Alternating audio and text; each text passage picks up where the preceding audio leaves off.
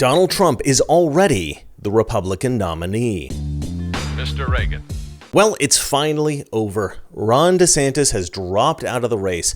It's funny because Donald Trump actually predicted that if Ron DeSantis lost in Iowa, that he would drop out.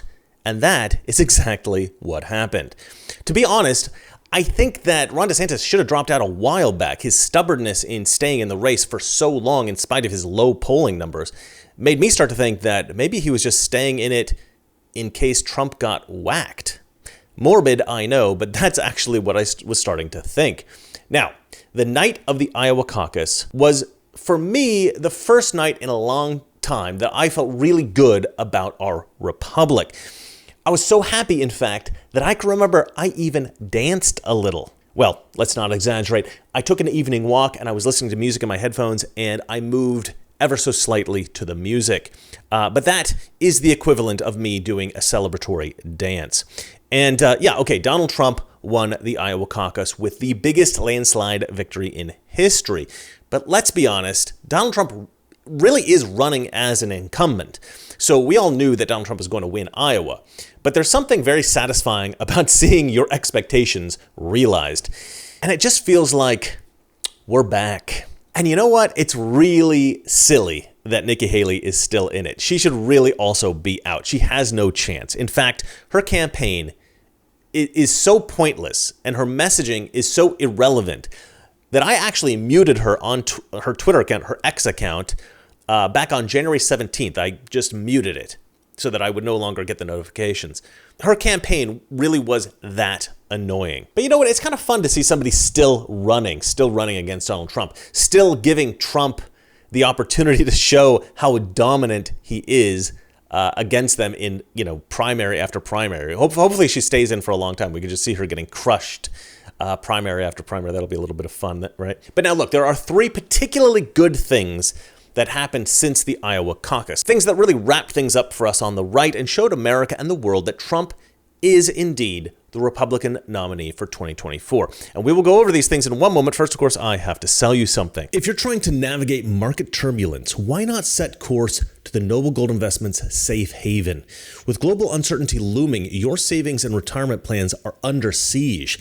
But there's one asset that has stood the test of time: gold. Unlock the peace of mind that comes with owning gold, the ultimate safe haven. And if precious metals are new to you, Noble Gold Investments will hold your hand through the whole process. They have a team of experts who will guide you every step of the way. Thousands of investors have sheltered their retirement savings with Noble Gold Investments. Don't leave yourself exposed to the markets right now. It's way too risky. With gold at an all-time high and looking to climb further, it's the perfect time. Open a Noble Gold Investments IRA and secure your future with a free gold bullion coin. Act now before it's too late. Call 877-646-5347 and claim your free coin before it's gone. Or visit noblegoldinvestments.com right now. Noblegoldinvestments.com, the only gold company I trust. All right, so I want to make 3 points about the Iowa caucus, about where we are in this primary. I don't even know why we're having a primary, but where we are. First thing, since the landslide victory in Iowa, conservatives have become galvanized. Now, as I said, the Iowa caucus made it clear that Trump is the nominee. We don't really have to wait for New Hampshire or South Carolina or any of the other states. We all know what's going on. And I think, DeSantis supporters, they're already starting to jump on board. Tommy Lahren has already flipped to Trump. Even as someone who is a big supporter of Ron DeSantis, I think that tonight, with this decisive victory for Donald Trump, I think it is time for Republicans to galvanize behind Donald Trump. I do believe he's going to be our nominee, so it's time to set our sights on the general. This is what Ben Shapiro's initial reaction was. If no one could challenge him in Iowa, if nobody really has a chance of challenging him based on that momentum going into New Hampshire, if nobody has a challenge for him in South Carolina, then all you can say at this point is that he is preparing for the general election against Joe Biden. And we're already there. Maybe it was always going to be this way. There might have been a brief moment in time where there were minds that were open to be changed enough to possibly challenge Trump, but that time passed a while ago. And it's pretty obvious at this point that Donald Trump is going to be your Republican nominee in 2024. And you know what? We saw a beautiful reconciliation between Donald Trump and Vivek Ramaswamy. I was honored to receive the endorsement of a man who has become a true leader and earned the admiration of so many patriots. I've been a friend of his, even though we were competing against each other. He's young, and he's got some young ideas, too, and that's a good thing. So he has a big, beautiful, bright future ahead. Vivek Ramaswamy. Come on up, Vivek.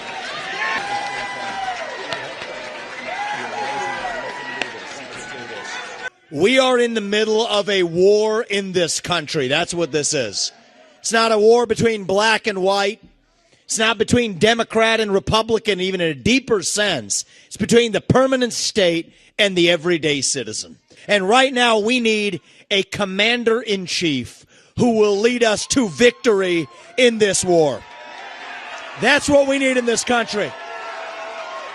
And I think that's going to require somebody who isn't bought and paid for, a businessman, not a politician. Anybody heard of that? Sebastian Gorka has actually speculated that Vivek will be given a position in the administration, and Jesse Waters speculated more specifically that Vivek will become the press secretary. Let's hope that they are right. How awesome would a Vivek Ramaswamy press secretary be? I mean, that would be, it would just destroy reporter after reporter. It would be amazing. And look, after DeSantis dropped out, he too threw his endorsement Trump's way. And Donald Trump was very conciliatory. You know, he was just a gentleman. Trump was just a gentleman. I am today suspending my campaign. Trump is superior to the current incumbent, Joe Biden. That is clear. I signed a pledge to support the Republican nominee, and I will honor that pledge. He has my endorsement because we can't go back to the old Republican guard of yesteryear, a repackaged form of warmed-over corporatism that Nikki Haley represents.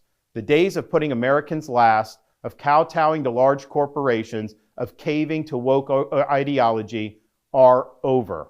Before we begin, I'd like to take time to congratulate Ron DeSantis and, of course, a really terrific person who I've gotten to know, his wife Casey, for having run a great campaign for president. He did. He ran a really good campaign, I will tell you. It's not easy. They think it's easy doing this stuff, right? It's not easy.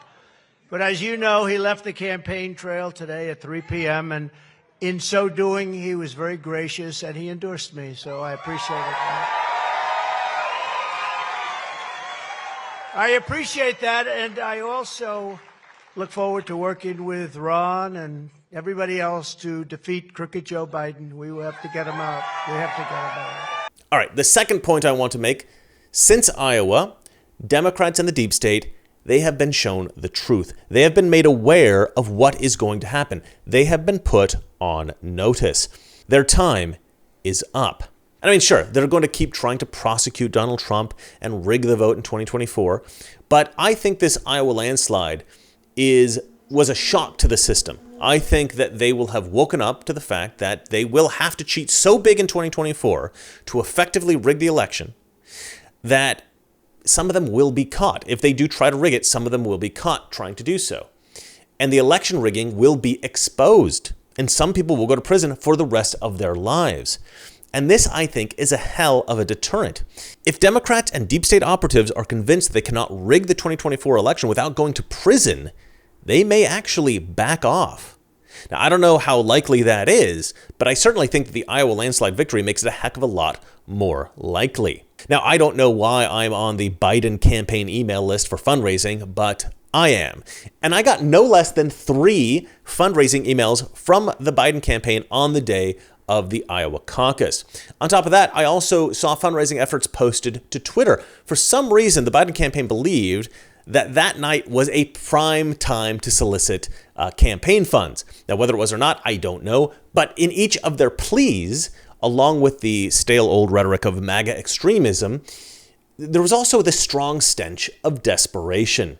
And in the later messaging, the unmistakable smell of fear. The Biden campaign knows what's coming. It's like Donald Trump is Liam Neeson and Joe Biden and Kamala Harris just kidnapped his daughter. What I do have are a very particular set of skills. All right, the third point I want to make about the state of the primaries today is that after the Iowa caucus, MSNBC heads exploded. I know that this was not unexpected, but it's always so much fun to watch this stuff. Even before the Iowa caucus started, and I'm sure you guys have already seen this, but it's so nasty, I just had to revisit it.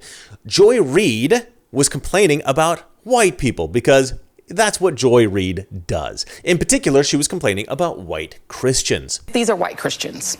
That this is a state that is overrepresented by white Christians that are going to participate in these caucuses, especially tonight. Earlier today, reached out to Robbie Jones, from the Public Religion Research Institute, and he said the following to me: Iowa is about 61% white Christian. The country as a whole is approximately 41% white Christian. And in Iowa, we're talking about evangelical white Christians. And he said the following: they see themselves as the rightful inheritors of this country, and Trump has promised to give it back to them.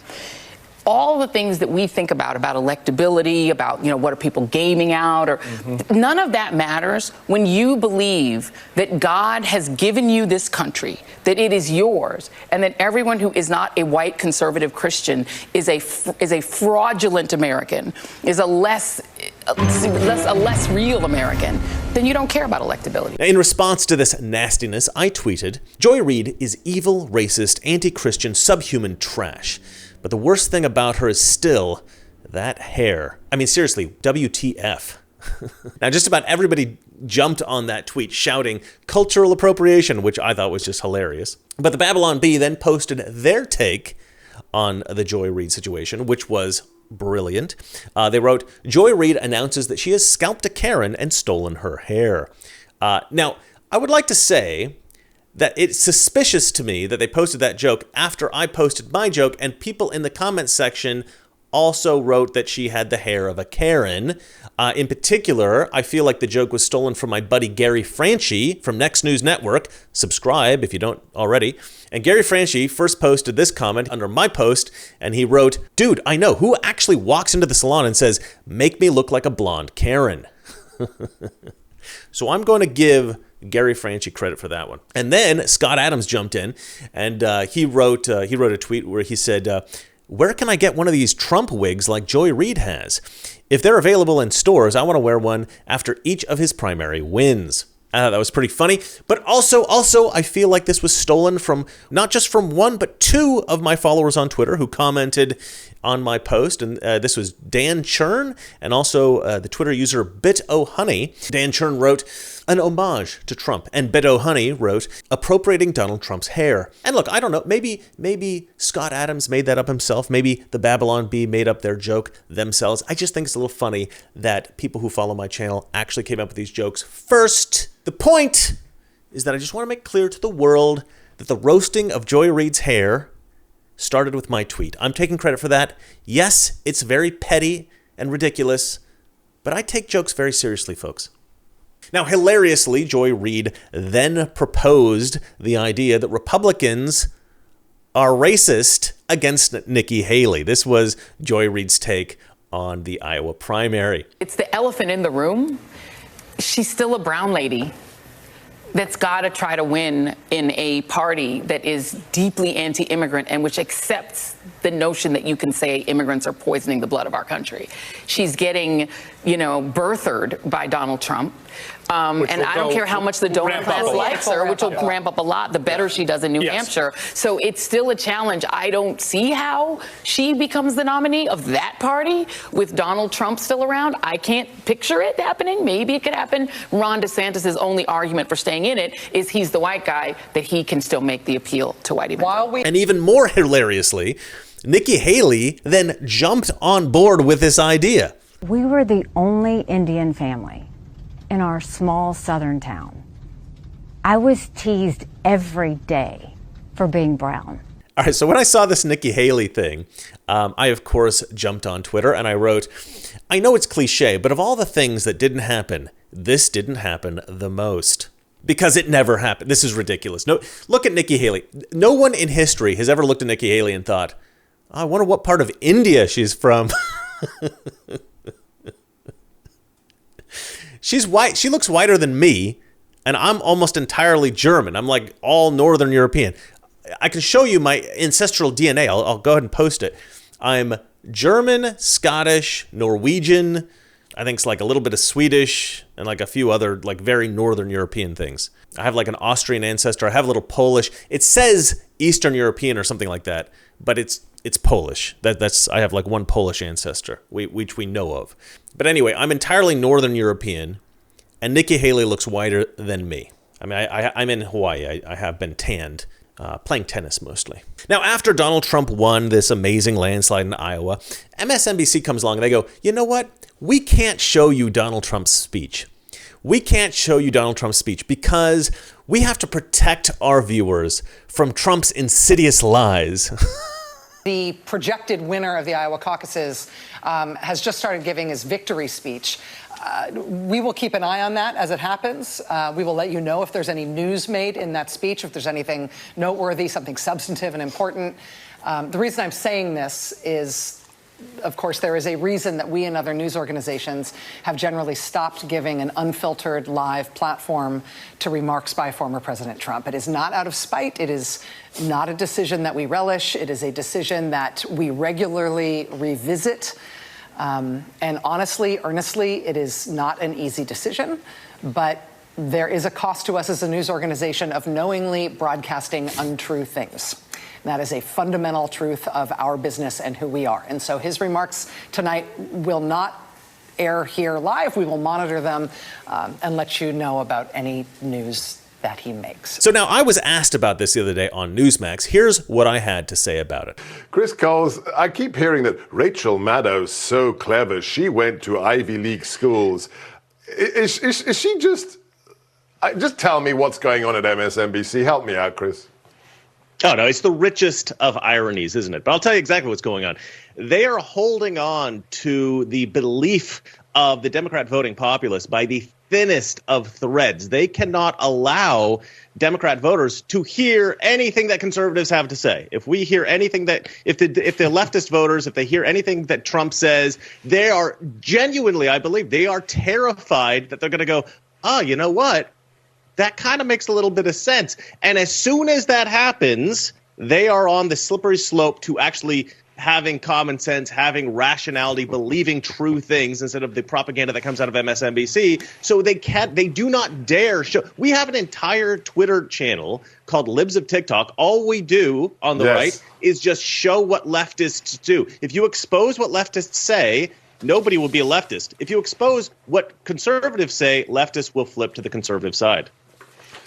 It's Rob Schmidt said on Monday night, Rachel loves democracy so much that she became a fascist. Curtis, this is... Could you imagine if a conservative media network, say The Blaze or Newsmax or Fox News or whatever, if one of these news networks, they came out and they went, you know what, we can't show you Joe Biden's speech tonight because we have a responsibility to protect you from Joe Biden's lies. We would be outraged. We would be offended. We'd be like, what are you even talking about? Like, what, we're too delicate to hear what Democrats have to say? That is insane. We want to hear the lies of the Democrats so we can break them down and ridicule them. The reason that they're hiding Donald Trump's speech is because they know that what he's going to say is the truth. And they're going to have a lot of trouble breaking that down and trying to convince their viewers that what he's saying is not true. It's just ridiculous. Like I said in the video, they're holding on by a thread. Nobody believes them anymore. Everybody's jumping ship. Everybody's being red-pilled. All they can do now is hide Donald Trump's speeches from their viewers, you know? All right, so look, let's get down to the elephant in the room, the DeSantis supporters, who are now not very happy. Look, if you're a DeSantis supporter and you've watched this far into the video, thank you. Let me address you guys. And also, if you know a DeSantis supporter, this is for you too. We are all conservatives here. We still love you. We still love the DeSantis supporters. And we really need to drain the swamp. We need to cut out the cancer of corruption out of DC. We need to destroy the deep state. And look, if you're a Trump supporter and you've been fighting with the DeSantis supporters on Twitter or in real life or whatever, be nice. Be nice, all right? It's not time to shove it in their faces. It's not time to cut them down.